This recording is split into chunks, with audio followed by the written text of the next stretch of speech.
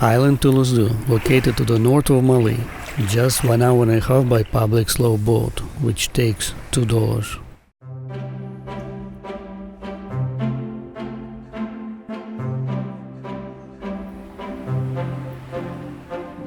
It's one of the easiest destinations to go from Maldives. Speedboats go multiple times a day, and public slow boats go every day except on Friday. It's not like that on every public island. Island Tulusdhoo and islands nearby are specializing in surfing industry. Hotels will have already surfboards ready for you and surfing instructors. For $10, they will take you to the waves and bring you back. Or there are some packages you can save money with.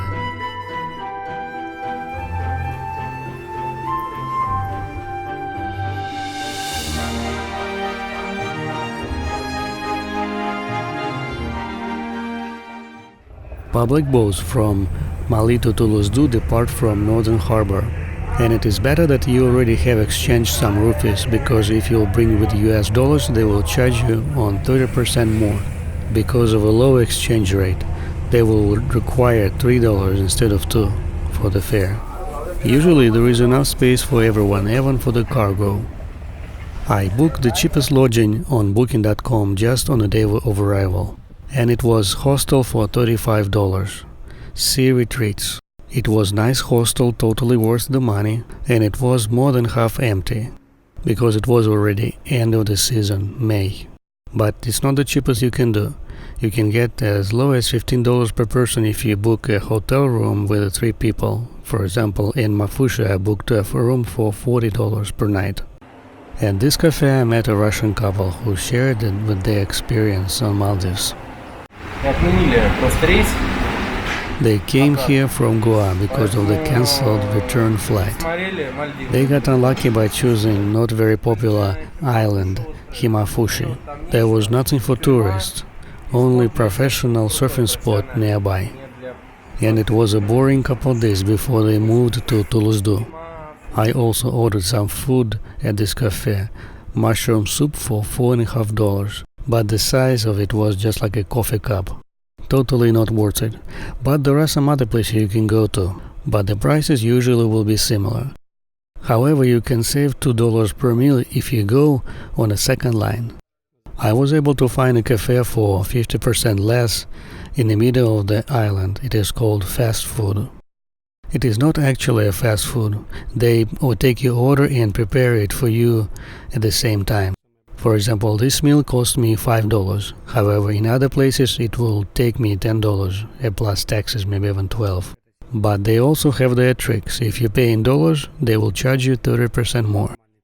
There are some other tricks that restaurants do. For example, some restaurants don't post their service charge and taxes. However, they add it to your bill.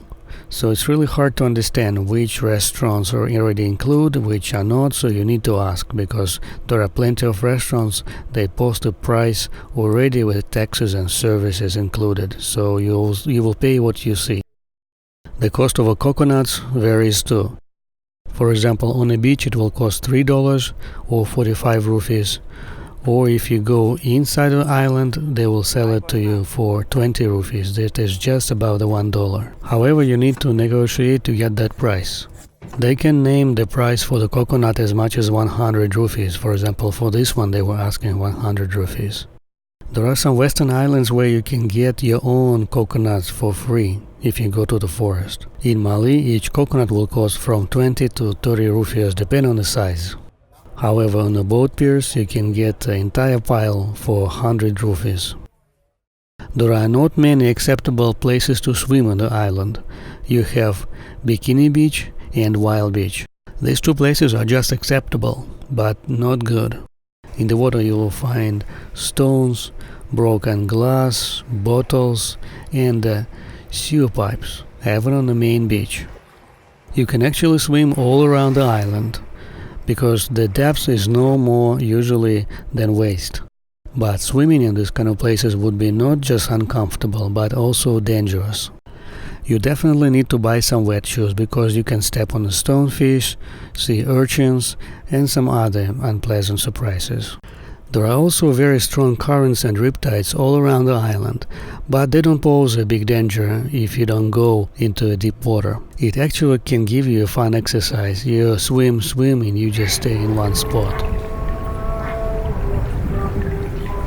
This one is a public beach, and you can see nobody cleans it because of the trash and other unpleasant things right on the beach. I'm not sure why locals don't clean it, because when you go on the streets you don't really see that trash. You don't see any piles of trash like you go in India, and it will be almost all over. Generally, locals are quite polite, and the further you go away from Mali, people are more willing to go for contact with foreigners. They invite you to their home. If you have a good conversation with them, they will show you around, and just kindness. One of the unpleasant things on the island is praying at 4:30 a.m. over entire island.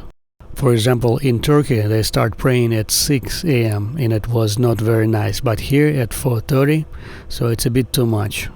Most islands don't have a scenic view all over. Usually, if you're lucky, you'll get only one spot. Most of the time you will see tropical bushes. Not very pretty. And if you want a pretty sunset, it is even harder to find this kind of spot. Some hotels start planting palm trees, but it takes very long to create this beauty. Most tourist guide will tell that there is a bridge to this island, and I'm not sure why locals are not fixing it.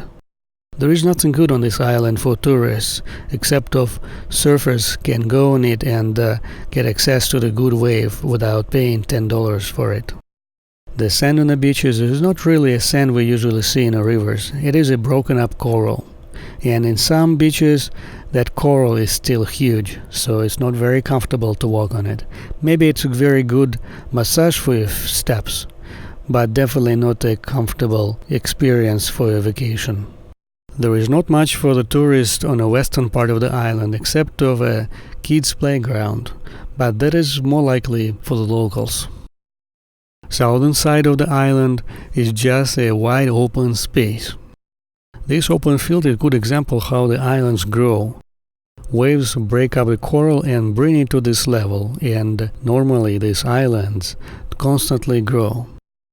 There is a beach right there, but I haven't seen anybody going and swimming. Most people prefer to go in the water right there by the hotel. There is one spot on the island where you can get desalinated free water from Coca-Cola. And they say that this one is the only place in the world where they make Coca-Cola from desalinated water. This is a local store. Things cost almost double than you can find it in Mali. For example, watermelons in Mali cost about 20 rupee per kilogram. Here you can see it is 35. And just imagine it's going to be 70 rupee per pound. That is almost $3.50 per pound. And quite often they run out of things. For example, I was looking for papaya. I went through almost 3 or 4 stores and I was not able to find it.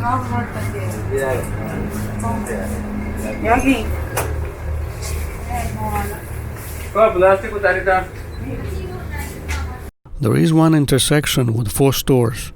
It is located on a northern western side of the island. Most stores are average size and can satisfy the demand for basic life needs. Most places on the island you can see rainwater collection system. These pipes are connected to the very large tank where they take the water and collect it for the use during more dry seasons. They do the same thing in capital of Mali, but they put it underground.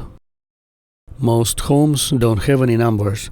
They just post the name of the family that live in there. I have figured out, so if you need to find somebody, you need to ask locals for directions, which family lives where. Surfboard rentals cost $25 a day. However, you can rent for $5 an hour. And usually when you go on waves, you don't spend more than 2 hours. There are 2 spots for the surfing on this island with the big waves, and very small waves on that island where you can just paddle or hire a boat to take you for $10. I feel the same. It's overpriced. Everything, the boat, the food, everything. It's too much expensive for this kind of place. Yeah. And the problem that you are stuck on the island. You cannot go anywhere else. Everywhere will be quite expensive, you know. I like the points here, the surfing points. They're amazing. But all the rest about the island, I agree with you about the price, about the dirt and the... This beach scenery is not good enough for me. From Maldives I expect more. Beach without stones, clean water, palms hanging over the water, so a bit more scenic than this. I would expect the most not to see these sewer pipes going right on the beach into the water, every 100 feet. Some of them are broken, leaking, and locals tell different kind of stories. Some say, oh, we have already a sewer system that functions, and others say, oh, it's just for storm waters from the rain. So pretty much all kinds of stories, but it doesn't change what they do. They dump sewer right into the ocean.